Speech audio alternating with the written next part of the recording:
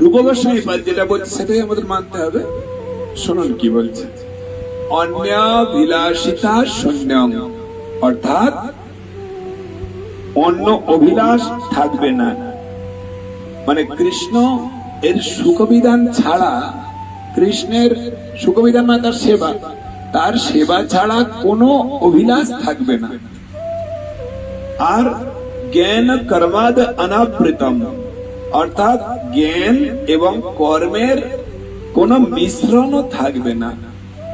আনুকূল্যেন কৃষ্ণানুশীলন, কৃষ্ণের অনুশীলন মানে কৃষ্ণ সম্বন্ধীয় সাধন, অনুশীলন, প্র্যাকটিস।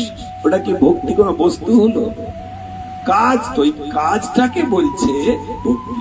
ভক্তি বলতে কোনো বস্তু নয়, ভক্তি বলতে কোনো বিষয় না, একটা ওই অবস্থাতে পৌঁছানোর জন্য যে সমস্ত সেবা কাজ। কৃষ্ণানুশীলন সেটা কি? ভগবানের কীর্তন করছেন, এই অনুশীলন হচ্ছে। ভগবানের জন্য নাচছেন, অনুশীলন হচ্ছে। ভগবানের কথা শুনছেন, অনুশীলন হচ্ছে। এই অনুশীলনটা যদি অন্যাভিলাষ ছাড়া হয় তবেই হবে ভক্তি। আমার কথা বুঝতে পারছেন? আপনি ভগবত ভক্তের সেবা করছেন, তাহলে এটা হচ্ছে অনুশীলন। আপনি ভগবানের জন্য ফুল তুলছেন, অনুশীলন। ভগবানের জন্য কথা প্রচার করছেন, অনুশীলন। ভগবানের জন্য প্র্যাকটিস মালা দিচ্ছেন, অনুশীলন। ভগবানের সুখের জন্য একাদশী ব্রত করছে, অনুশীলন। এই অনুশীলনটা, সব অনুশীলন ভগবত ভক্তি নয়। কোন অনুশীলন ভগবত ভক্তি?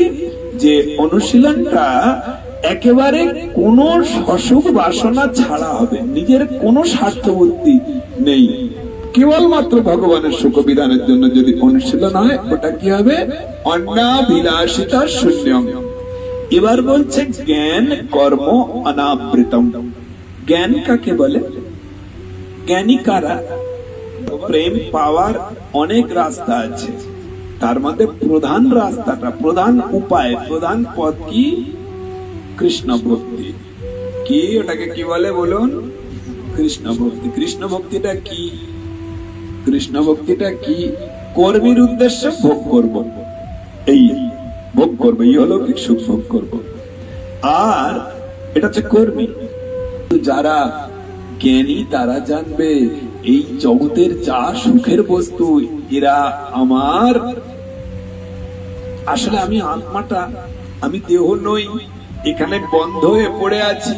এই জন্মমৃত্যুর চক্র, এটা আমার কারাগার, এটা আমার সংশোধনাগার, এটা আমার ভোগের জায়গা বা থাকার জায়গা নয়। এখান থেকে পালাতে পারলেই আমার রেহাই হবে।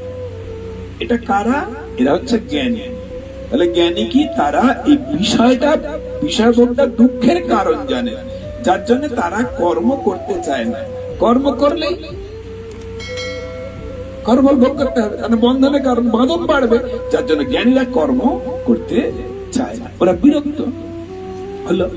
তাহলে জ্ঞানীরা কি চায়? জন্মমৃত্যুর চক্র থেকে মুক্তি হলো। আচ্ছা, কর্মীরা কি চায়? ভোগ করতে চায়। এই জগতে ভোগ করব, পরের জগতে, পরের জন্ম ভোগ করবে, এই জন্য এরা কারা? কর্মী। তো তাই, তাহলে জ্ঞানী কারা? যারা জন্মমৃত্যুর চক্র থেকে বেরোতে চায়। এবার আসি ভক্তির সংজ্ঞায়। ভক্তির সংজ্ঞা মানে ভগবত ভক্তির যে যাজন, শ্রবণ কীর্তন স্মরণ বন্দন অর্চন পাদ সেবন দাস সক্ষম আত্মনিবেদন। তাহলে এই যে ভক্তি অঙ্গে যাজন করছে, কিন্তু ভেতরে ভেতরে তারা নিজের ইহলৌকিক পরলৌকিক সুখ চাচ্ছে। এই যে ভক্তি অঙ্গের যাজন, এই ভক্তিটাকে কি বলে? কর্মমিশ্রা ভক্তি। কি ভক্তি বলে? কর্মমিশ্রা ভক্তি। বুঝা যাচ্ছে? আর একটা আছে জ্ঞানমিশ্রা ভক্তি। জ্ঞানমিশ্রা না, এসব কিচ্ছু চাই না, এই জগতের সুখ, পরলৌকিক সুখ, স্বর্গ সুখ কিচ্ছু চাই না, কিন্তু ভেতরে ভেতরে এই জন্মমৃত্যুর চক্র থেকে পালিয়ে বাঁচার একটা ইচ্ছা আছে, ওটাকে বলে জ্ঞানমিশ্রা ভক্তি। হলো?